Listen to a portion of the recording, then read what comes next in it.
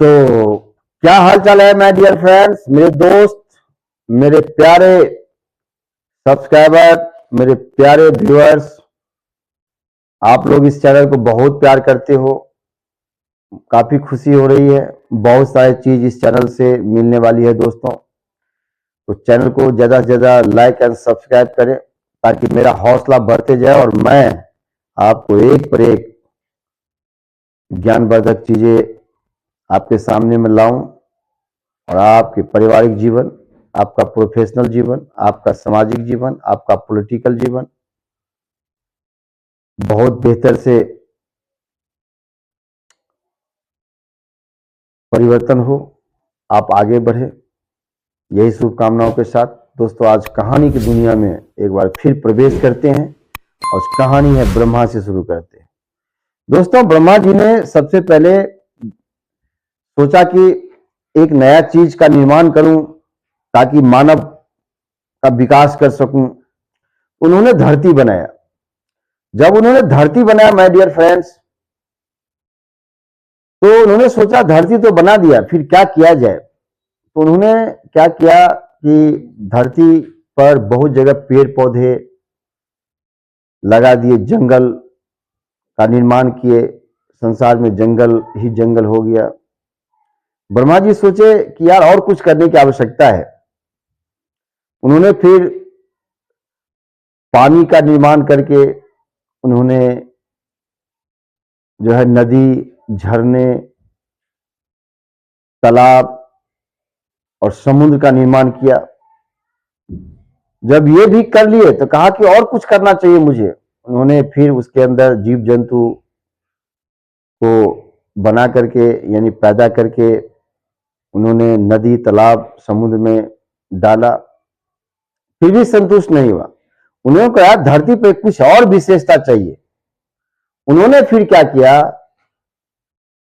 इस संसार का सबसे सुंदर, सुसंस्कृत, सुशील, व्यवहार कुशल, जिसमें गॉड अपना छवि को देख सके, उस चीज का निर्माण किया जिसका नाम था व्यक्ति, जिसका नाम था पुरुष, जिसका नाम था इंसान।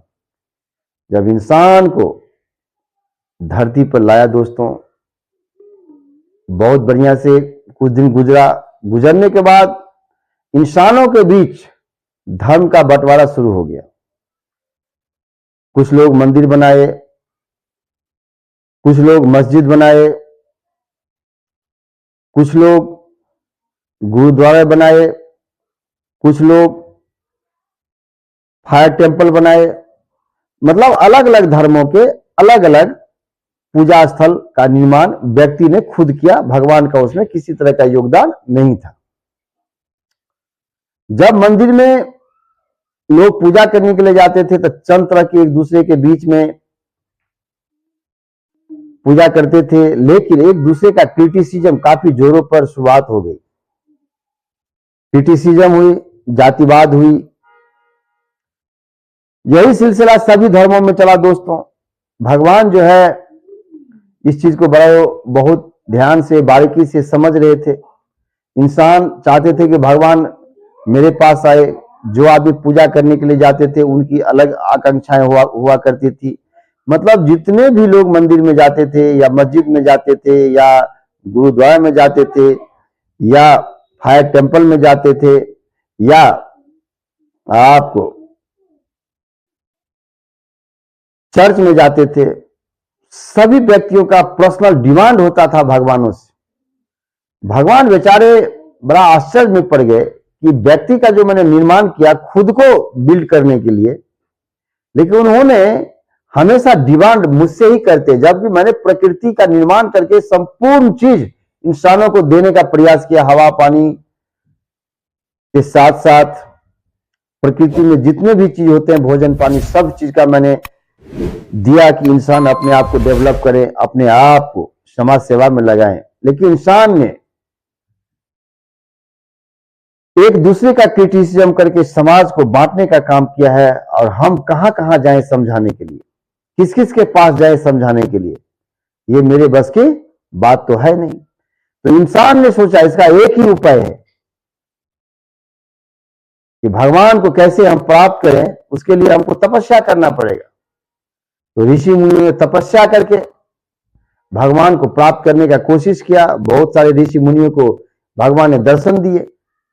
अब फिर इंसान की समस्या आ गई, इंसान कैसे भगवान को प्राप्त कर सके। उसके लिए भगवान ने सोचा कि सबसे बढ़िया उपाय है कि मैं इंसान के अंदर प्रवेश कर जाऊं। जिस इंसान के अंदर जितनी क्षमता होगी, जितनी चेतना होगी, जितनी सत्य की ओर खोजने का उनके अंदर गट होगा, वही व्यक्ति मुझे खोज पाएगा, वही व्यक्ति मुझे पहचान पाएगा, वही व्यक्ति के साथ मैं संपर्क कर पाऊंगा। तो दोस्तों, मेरा कहने का मतलब यह है कि भगवान को आप देखते हो, लेकिन भगवान आपको देखता है। बिकॉज कि भगवान कहता है कि हम हर इंसान के बॉडी के अंदर है, और आपको खोजना पड़ेगा कि आप के अंदर भगवान अगर है तो किस समय आप भगवान से बात करते हो, किस समय भगवान के अनुसार आप काम करते हो, वो आपको खोजना पड़ेगा। भगवान आपके अंदर है, आपको गॉड को खोजना पड़ेगा, आपको गॉड को पहचानना पड़ेगा, यानी आपको खुद को पहचानना पड़ेगा। तो दोस्तों, इसी के साथ आज की कहानी समाप्त होती है। Thank you so much. जय हिंद, जय भारत।